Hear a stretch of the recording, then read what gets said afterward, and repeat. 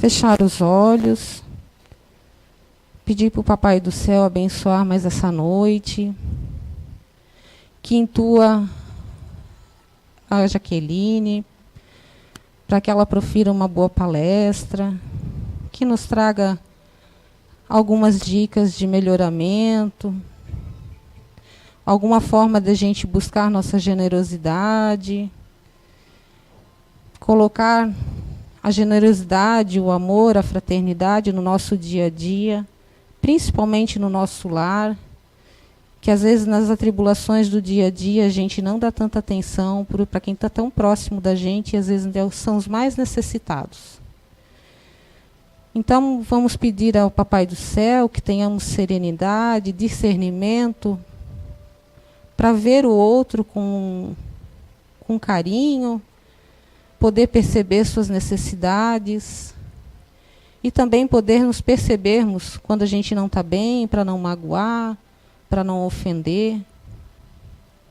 Que possamos conseguir manter boa concentração na palestra, conseguir absorver bastante informação, para que a gente possa usar na nossa vida em busca do melhoramento. Que a Fabiana faça uma boa leitura e que tenhamos uma excelente noite. Assim seja.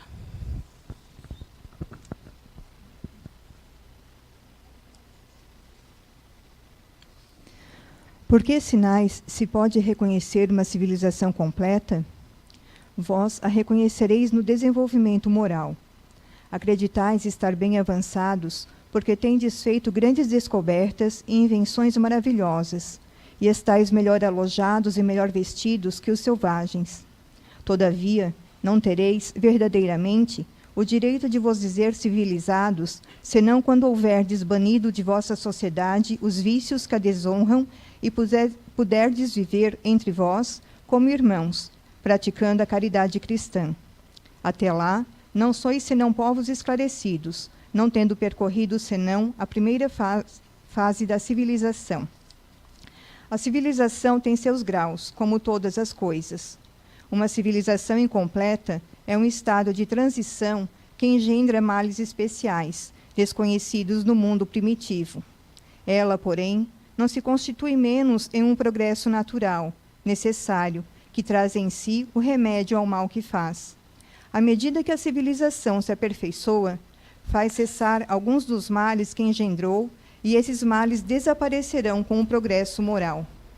De dois povos chegados ao cume da escala social, só poderá dizer-se o mais civilizado, na verdadeira acepção do termo, aquele em que se encontre menos egoísta, menos cupidez e menos orgulho, onde os hábitos sejam mais intelectuais e morais do que materiais, onde a inteligência possa se desenvolver com mais liberdade, onde haja mais bondade, boa-fé, benevolência e generosidade recíprocas, onde os preconceitos de casta e de nascimento estejam menos enraizados, porque esses preconceitos são incompatíveis com o verdadeiro amor ao próximo, onde as leis não consagrem nenhum privilégio e sejam as mesmas para o último como para o primeiro, onde a justiça se exerça com menos parcialidade, onde o fraco encontre sempre apoio contra o forte, onde a vida do homem, suas crenças e suas opiniões sejam melhor respeitadas, onde haja menos infelizes e, enfim, onde todos os homens de boa vontade estejam sempre seguros de não lhes faltar o necessário. Obrigada, Fabiana. Boa noite a todos que estão aqui, pessoal que está em casa. Generosidade. Programei uma palestra, hoje à tarde mudei. Sentada aqui, já me deu vontade de mudar tudo de novo. Quando a gente se fala em generosidade, acho que a gente pensa muito em caridade, gratidão e tantas outras coisas tão similares ao termo. Buscando um pouquinho de termos técnicos, de termos científicos, para que a gente possa embasar a nossa, digamos, aula e conhecimento de hoje, procurei, então, dicionário da língua portuguesa, aonde diz que a generosidade é a qualidade de ser agradecido, prontidão em reconhecer e retribuir gentilezas. Muitos de nós já ouvimos aquela frase que uma gentileza gera gentilezas. Poucos atos, poucas coisas que a gente faz diariamente. Desde estar andando no trânsito e uma pessoa quer entrar na nossa frente, a gente parar o carro, lá na frente podemos nós precisar. Poucas coisas, poucas. Generosidade é derivada do latim, que significa dar e partilhar acima de qualquer interesse. Interesse. Por isso que eu trouxe, que me chamou muita atenção, essa palavrinha generosidade e interesse. O que elas têm a ver? Muitos de nós somos generosos, caridosos. Somos. Quem nunca fez uma limpeza no guarda-roupa e doou? O que não queremos mais. O que não vai mais nos fazer falta. Ou ainda, vou trabalhar de serviço voluntário. Ótimo. Nós aqui somos um serviço voluntário, ninguém ganha salário. Mas eu vou trabalhar com um serviço voluntário com qual finalidade? Para aparecer socialmente? Para adquirir méritos com a espiritualidade, com o Papai do Céu? Ou melhor ainda, eu ajudo uma instituição de caridade, elas me dão um recibo e eu consigo fazer um abatimento no meu imposto de renda. Quantos exemplos assim e tantos outros por aí a gente tem? São atos, são atos. Mas o interesse não está voltado para o outro. Está voltado para mim. Porque meu guarda-roupa está cheio. Porque eu comprei roupas novas, não tenho onde colocar no guarda-roupa. Estou me mudando, preciso tirar um pouquinho de coisa.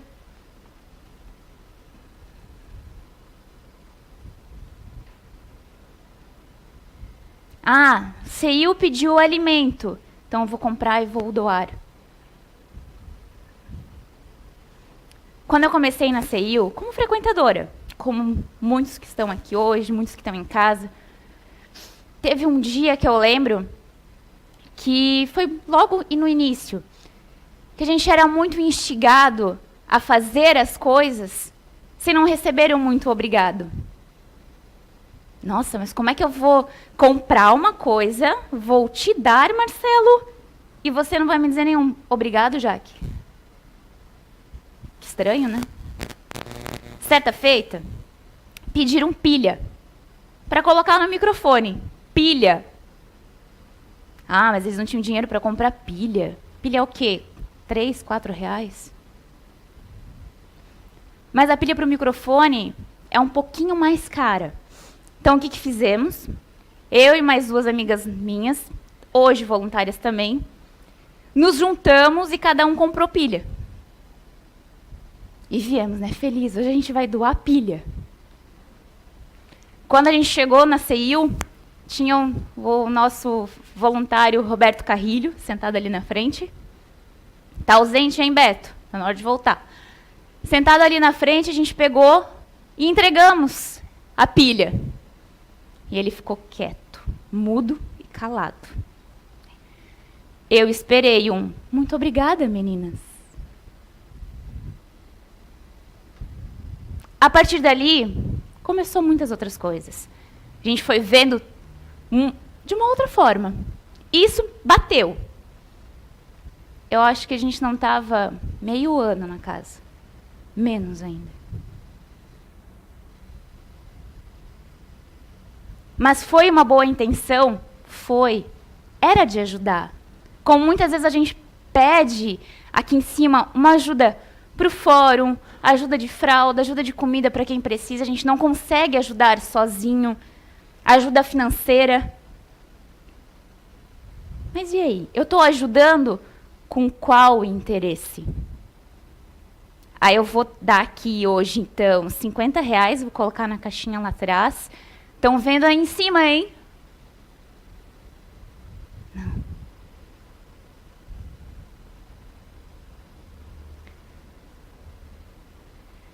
Lembrei de uma outra história bíblica agora.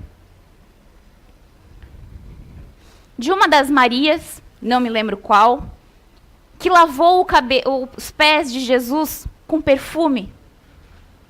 Lembram da passagem bíblica? Que ela banha os cabelos, lava com perfume riquíssimo.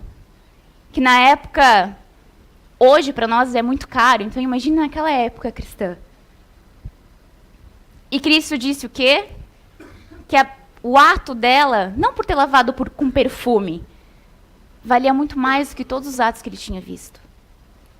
Porque ela usou tudo que ela tinha para comprar o perfume. Quem de nós usa todo o nosso salário em prol de um ato social? Vem aqui, dá todo o salário, todo, de doação. Não, né? Ela fez isso. Comprou perfume que ela achava importante naquela época e banhou os pés como forma de agradecimento. Generosidade. Voltando ainda para o Espiritismo, Kardec esclarece no Evangelho segundo o Espiritismo: não saiba a mão direita o que a mão esquerda dá. Que passagem bonita, né?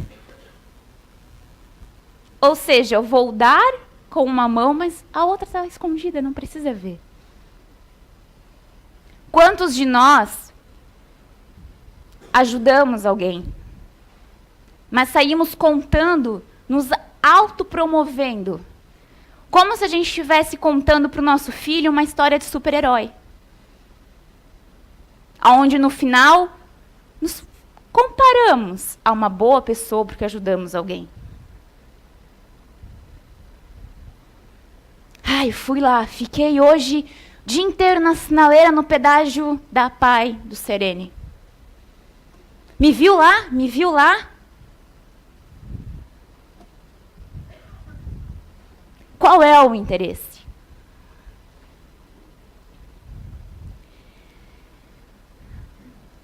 Muitas pessoas se dizem generosas, caridosas e buscam reconhecimento.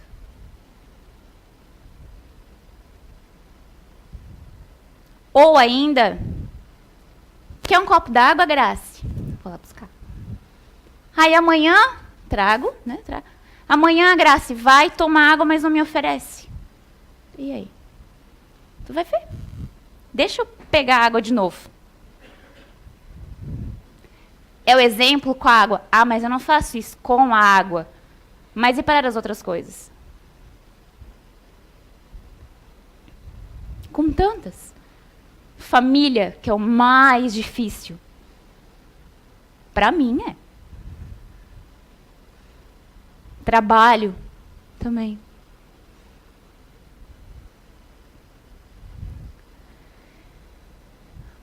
O sentimento verdadeiro da generosidade, ele está na identidade, na nossa identidade.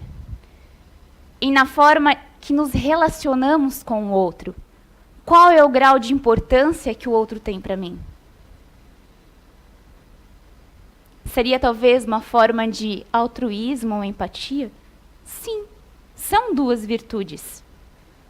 Além da tolerância, da paciência, do amor e tantas outras virtudes que a gente conhece. Sentimentos. Somos feitos de sentimentos. Semana passada, discutindo com uma das voluntárias aqui da casa, coordenadoras dos cursos, ela me falou assim, ó, Jaque, a gente estava debatendo um assunto, todos nós somos emocionais. Uns mais, outros menos. Mas todos nós somos emocionais. Todos nós temos sentimentos. Talvez não é o sentimento, amoroso, cheio de purpurina, mas é sentimento. É uma emoção. E quão bom seria se a gente pudesse utilizar essas virtudes, utilizar essas emoções, como uma caixa de ferramenta. Como se o nosso comportamento, fosse uma caixa de ferramenta, onde você abre, tem várias ferramentas, chaves. Eu não entendo nada de chave. Não sei para que serve uma nem para que serve outra. É um dom que eu não vi nessa vida. Mas bom seria se eu soubesse para que serve uma chave Phillips, uma inglesa e tantas outras. Sei usar muito bem o martelo. Mas tantas outras. Assim seria nossa caixa de ferramenta, nosso arcabouço de informação, e aonde que eu vou utilizar? Eu vou utilizar para mim. Ok, vamos utilizar para a gente. As nossas habilidades, inabilidades, são ferramentas. Eu não vou conseguir abrir uma janela com uma chave errada. Não vou conseguir trocar uma roda com uma chave errada. Eu vou ter que ter a chave certa. E às vezes a gente pega várias chaves, não pega? Assim é o comportamento. São as nossas utilidades da virtude. A gente tenta com uma chave. Essa aqui não deu certo. Então a gente pega outra. A gente tenta com a tolerância. Não, a tolerância não deu certo. Então vamos descartar essa chave momentaneamente. Vamos pegar então a da empatia. Vou me colocar. Não consigo tolerar, mas vamos tentar me colocar no lugar do outro. Também não vai dar. Essa chave não serve para essa ocasião. Mas vamos tentar.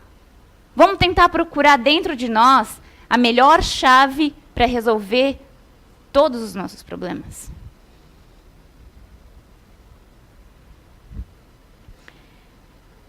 Ainda, pautando cientificamente, trago agora um psicólogo, pesquisador da área do desenvolvimento humano e do processo de desenvolvimento infantil, Jean Piaget. Ele traz essa questão sobre a virtude como uma ideia ética de cuidado. O que ele quer dizer com uma ideia? Visualizando uma ética de cuidado. Todos nós cuidamos do nosso filho, da nossa mãe, do nosso pai, ou deveríamos, como se estivesse cuidando de nós mesmos. O que uma mãe faz? Mexe comigo, mas não mexe com meu filho. Dói em mim, mas não dói no meu filho. É se colocar no lugar, é querer pegar para si. Sábado, indo para um velório, junto com meu marido, ele perguntou, falei assim, por favor, preciso que você colabore comigo. Não é fácil. Além de ir para um velório que para mim não é nada confortável, era o mesmo dia de aniversário de desencarne do meu pai. Não era realmente fácil. Fomos, ok? Ele perguntou para mim assim, posso te perguntar o porquê para você não é fácil? Falei que simplesmente não é fácil, porque eu queria ter a chave certa para tirar o sofrimento daquela mãe que perdeu aquele filho para mim. Como aquele filme, A Espera de Milagre, eu acho que é, que ele suga as doenças, tudo para si, e depois solta. Era isso que eu queria ter. Era isso que eu queria poder pegar aquela dor da perda, a dor de qualquer coisa, tirar com a minha mão. E eu me sinto, não posso fazer nada. Mas eu fui Porque eu pensei, ao menos um abraço, um beijo, um carinho, ela vai receber. Um a mais. Talvez não pode ser nada. Mas para muitas pessoas, uma baixa autoestima muito forte, um simples bom dia pode ser muita coisa. Esse bom dia já é um ato generoso. Quantos no nosso trabalho a gente dá bom dia com um sorriso no rosto? Eu tento fazer isso todos os dias. Para que a gente comece realmente um bom dia. Vamos refletir essa palavra de bom dia. Eu estou querendo que você esteja o melhor dos dias, independente do que possa acontecer. Voltando para a nossa ética do cuidado, Jean Piaget ele relaciona como um ato moral. A ética do cuidado é um ato moral. Onde o ato de cuidar do outro quase sempre nos convoca a cuidar de nós mesmos junto com o outro. Se a gente continuar utilizando as nossas virtudes, a nossa caixa de ferramenta, todo dia, pesquisar e entender para que elas servem, para que serve o amor, para que serve a empatia, vamos praticar a tolerância, vamos? A gente se condiciona. É uma prática que vai se tornando mais sutil ao longo do tempo. Dentro dos processos de aprendizagem de Piaget, ele colocou como Piaget ele colocou fases no desenvolvimento da criança. Então, digamos, de 0 a 1 é uma fase, acontece tal e tal coisa no cérebro da criança que ela vai reagir de uma forma. De 1 a 2 é 1, e assim por diante.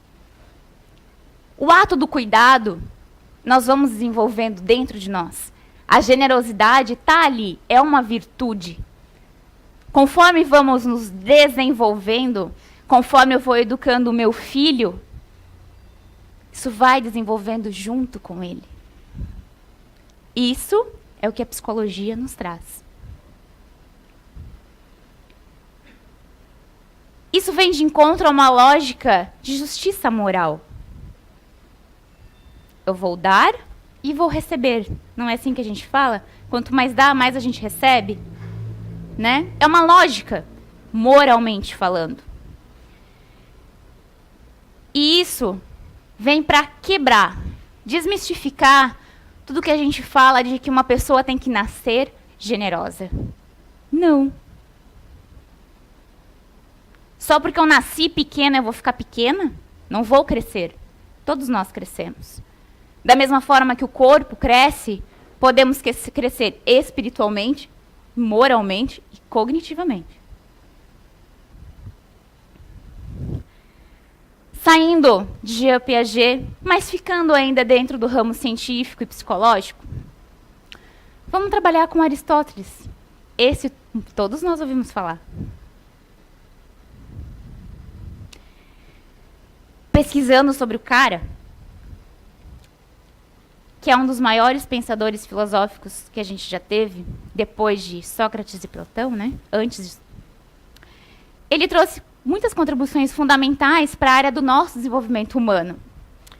Então, o que esse cara fala sobre a ética do cuidado? Foi Aristóteles que criou essa frase ética e o seu significado. O que é a ética? Ele vem referenciar num livro, Ética a Nicômaco, como uma ação voluntária e moral do indivíduo. Voluntária, não obrigatória. Voluntária e moral. Podendo ser caracterizada como a ciência da conduta que designa as concepções morais nas quais o ser humano se apoia. A fé. Tem fé.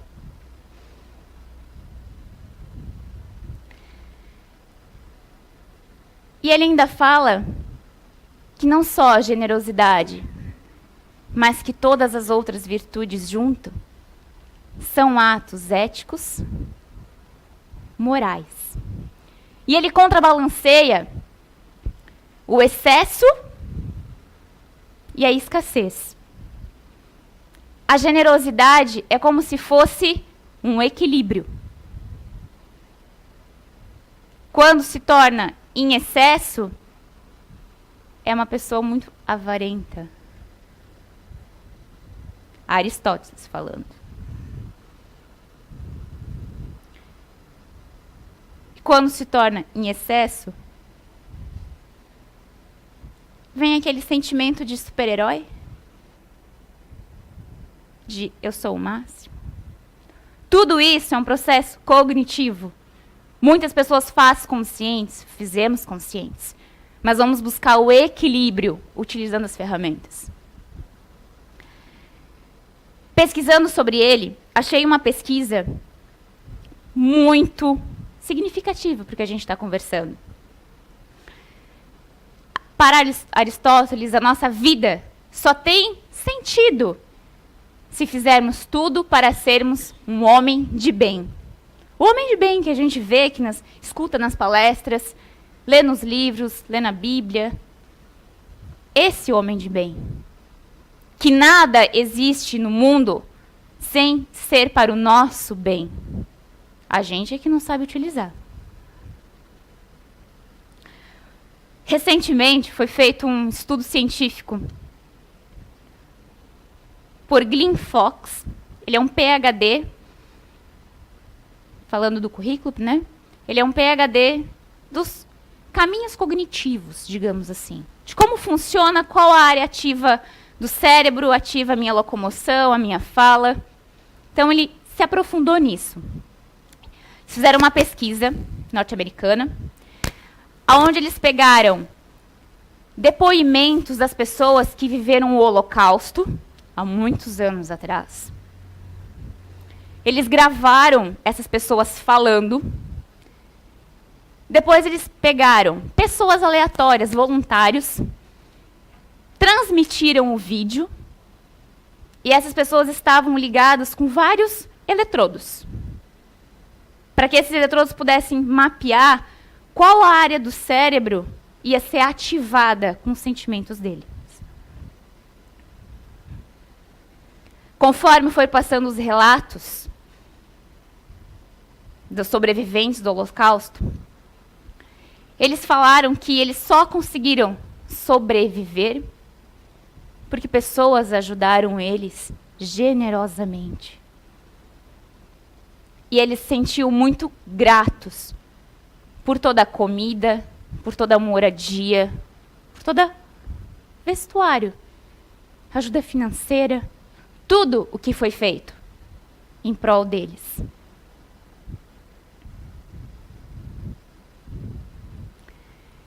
Vendo isso, os cientistas viram que tem duas partes do nosso cérebro que são ativadas. Uma parte, não vou falar os nomes científicos, porque talvez só quem é da medicina, da área médica, vai saber. Mas uma parte ela é importante para a gente tomar decisões com base na recompensa.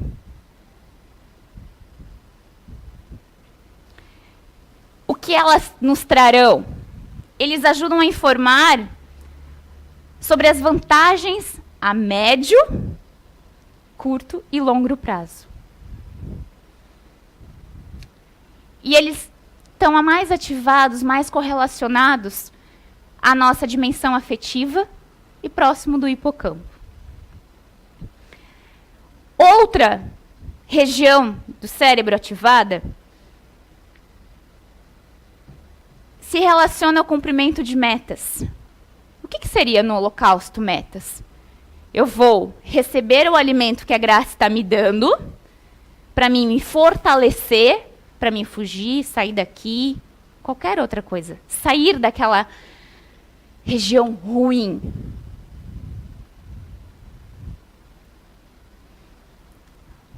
Papai do Céu, quando eu vi isso, pensei, Papai do Céu é magnífico. A gente conhece a descoberta que o Zé Araújo nos trouxe. Onde nós sabemos que tem pessoas que são motivadas por metas. Aí tem uma área lá no cérebro específica para isso. Show. Vamos saber usar essa ferramentazinha lá dentro. Depois, Glenn Fox foi perguntar para as pessoas que viram os depoimentos o que elas sentiram, o que mudou para elas.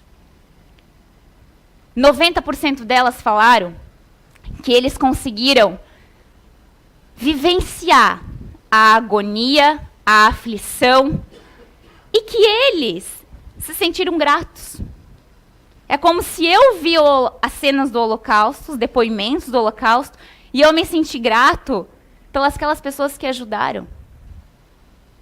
Reconheci. O que vem contrabalancear com todo o desenvolvimento que a gente tem, com toda a descoberta. E eles apontaram como poucos de nós fizemos algo realmente em prol do outro sem interesse. Onde fica a generosidade nisso tudo? Eu sempre me conceituei uma pessoa muito generosa. Muito. Mas talvez para mim essa generosidade seja um desprendimento material, um desprendimento afetivo. Eu trabalho numa instituição hospitalar e se eu ficar sabendo de qualquer conhecido, amigo, precisando de uma receita, um remédio, qualquer coisa, eu vou fazer de tudo para conseguir. Não vem. Gente, por favor, não façam fila depois ali fora. Essa é uma forma de falar. Não vai ter fila ali depois pedindo consulta. Agora que veio na cabeça. Uma situação, tem um nosso frequentador que, cozinhando em casa, quebrou o braço. Enquanto eu não visualizei, enquanto eu não conversei com o médico, com a equipe médica, vi ok, está tudo encaminhado, está tudo bem, eu não sosseguei. Logo, quando eu entrei na casa também, teve uma situação muito engraçada. Não sabia que o nosso Zé Araújo e a Anice eram esposos, né? Marido e mulher, um casal. Então, certa feita, entrando no hospital para trabalhar, me deparo com o Zé, porque a filha tinha sido atropelada e estava internada. Chegando aqui, no domingo, eu descubro que a filha da Anice também tinha sofrido um acidente. Daí eu fui visitar a filha da Anice. Nossa! A sua filha também sofreu um acidente? É, a minha filha é do Zé. Por mais que eu não goste da dor, da doença, de reclamação, de dói aqui, ai, ai, ai, dói ali, eu vou ouvir e vou ajudar. Aos pouquinhos, eu começo a compreender o porquê eu segui para a área da psicologia. Sem nem querer. Foi como um empurrão. No setor onde eu trabalho, às vezes, no dia a dia mesmo, as meninas que trabalham comigo acabam sendo impacientes. Com pacientes que estão tomando muitas medicações, que acabam afetando o processo de ação, reação, de sentimento, processo de perda, qualquer outra coisa. Eu adoro me sentir útil e poder colocar a mãozinha assim, ó, no ombro e escutar. Ontem, indo dormir, pedi assim, ó, vamos lá, espiritualidade, se realmente eu sou generosa, então amanhã eu quero fazer um ato inconsciente de generosidade. Eu vim frustrada. Eu não fiz nada, gente, fiz nada de diferente hoje, nada. Sentada aqui atrás, concentrando, realizando a releitura novamente. Tivemos uma situação com a própria psicóloga da equipe, onde houve uma discussão muito forte entre elas e outras pessoas da equipe, e veio muito sentimento dela, de 2 anos acumulados. Quando ela chegou no horário de trabalho, eu já perguntei, tudo bem? E já me remeti, naquela hora, a uma reunião que a gente teve aqui domingo, nós internos, voluntários, de que poucos de nós, e o quanto é importante a gente olhar para o nosso colega e ver que ela não está bem. E perguntar, tudo bem? Precisa de alguma coisa? Olha, estou sentindo uma energia, mas também não tem, amiga, está pedindo a pessoa errada. E eu fui. Eu senti que ela estava muito agitada, muito nervosa, assim, ó. Agora não dá. Agora eu preciso ir, já volto. Ela foi voltar no final do dia. Nossa, esqueci. Quando ela retornou com tanta coisa, mas com tanta coisa, eu larguei o que eu estava fazendo e fiquei conversando com ela. Ela se culpava pela raiva que ela estava sentindo, pelo sentimento ruim dentro dela. E por ela estar tão conturbada energeticamente como ela utilizou. Escutei. Pronto. Mas para mim dela, obrigada. Obrigada pelo quê, criatura? Não fiz nada. Quem convive bastante comigo sabe que é muito difícil para mim sentar e ouvir. Muito difícil. Sem eu pontuar alguma coisa, sem eu interromper, sem eu querer colocar a minha experiência. Muito difícil. Mas eu fiz. Não prestei atenção, nada. Como eu falei, cheguei aqui frustrada. Porque eu não tinha feito nenhum ato generoso. Mas eu consegui chorar junto, sentir junto. E só fui perceber aqui. Quando eu questionei, pô, e meu ato de generosidade, onde é que ficou? São pequenas coisas. Às vezes, em casa, a gente não dá valor, a gente não escuta o nosso filho, que chega atropelando da escola, contando como foi o seu dia. A gente quer saber mais da generosidade ou da caridade financeira que todo mundo vê. Trazer uma sacola de roupa, doar uma fralda. Agora, quantos de nós estamos aptos a abdicar de algo que a gente precisa? Eu tinha coisas para fazer. Hoje é dia 10, maior dia útil do mês. Fechamento para fazer, um monte de coisas financeiras, burocráticas que eu faço na minha atividade, na minha função profissional. Para mim isso era o de menos naquele momento. Quando ela foi embora, eu me senti um pouquinho cansada, mas eu senti que ela estava bem. Fui perceber aqui. Eu fiquei pensando, que bom.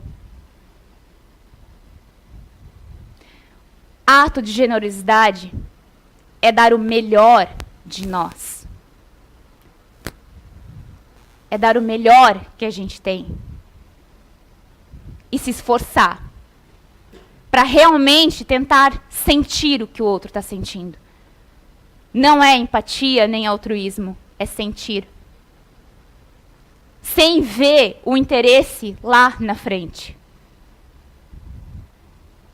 É querer se sentir útil sem querer um obrigado em troca. Sem querer ser reconhecido por tal ato.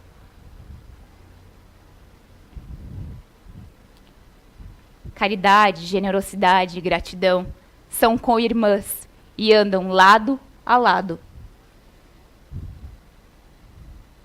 Só que a generosidade, ela precisa ser equilibrada. Dar o que o outro precisa na quantidade, na medida que ele precisa. Ah, então assim é muito fácil, já que eu preciso de 10 mil, tu tem para me emprestar? Não, eu não tenho. Tá, mas você falou que a gente tem que dar o que é importante para nós. Ótimo, ok. Mas vamos ajudar com a ferramenta que aqui a gente consegue. Vamos utilizar, então, das outras virtudes. Tolerância. Paciência.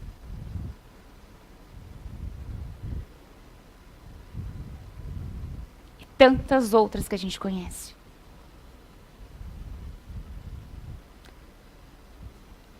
No meu momento, eu estou utilizando a virtude do silêncio.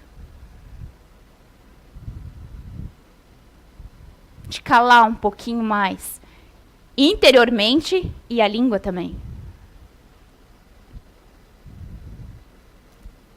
A língua, porque para mim é muito fácil, a Grace vem e me conta uma coisa, e é como se fosse um rádio, uma telenovela, um jornal nacional. Isso sai normalmente, quando não precisa sair, quando não é para sair. Virtude do silêncio também é uma virtude. A oração também é outra virtude. Que a gente possa equilibrar a nossa generosidade e ver qual o interesse que a gente está tendo. Qual é o motivo pelo qual eu quero ser generoso. Hoje, agora, nesse momento, eu podia estar em casa fazendo qualquer outra coisa. Não só em casa, podia estar em qualquer outro lugar. Mas o prazer de estar aqui é muito maior. É uma generosidade para comigo, com todo mundo. Vamos avaliar, então, para nós mesmos, qual é o meu nível de generosidade? O quanto eu consigo, sem receber algo em troca, sem nem mensurar uma casa bonita no plano espiritual. Conforme a gente vai trilhando, conforme a gente vai se cobrando, conforme a gente vai lapidando as nossas habilidades que estão aqui dentro, a gente nasceu para isso. Senão nenhum de vocês estaria aqui sentado hoje. Nem em casa. Vamos começar a reconhecer. E como escutei esse pouco tempo atrás aqui no SOS na quinta-feira, se a gente vive por metas, vamos colocar metas então. Eu vou acordar e até às 10 horas eu não vou fazer tal coisa. Ou eu vou fazer tal coisa, vou ajudar, eu vou escutar, sei lá. Pronto, consegui até às 10 horas. Boa, agora vamos até o meio-dia. Não é assim que os atletas fazem? Vão estabelecendo metas para conseguir chegar no objetivo? Essa vai ser a nossa academia espiritual, diária. Oração, vigilância dos pensamento, das ações e fortalecimento da virtude. A generosidade é uma delas. Tenham todos uma boa semana. Obrigada.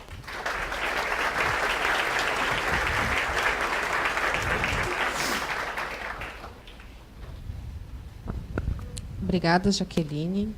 Amei começar a praticar. Então, lembrando a todos das inscrições do ForeBlue, tem uma pessoa ali específica para fazer as inscrições, tem as formas de pagamento, podem ser feitas no cartão e parceladas ali na lojinha, tá? E vamos, então, agora ficar em silêncio para aguardar o passe, né, e ouvir a oração final com a Jaqueline.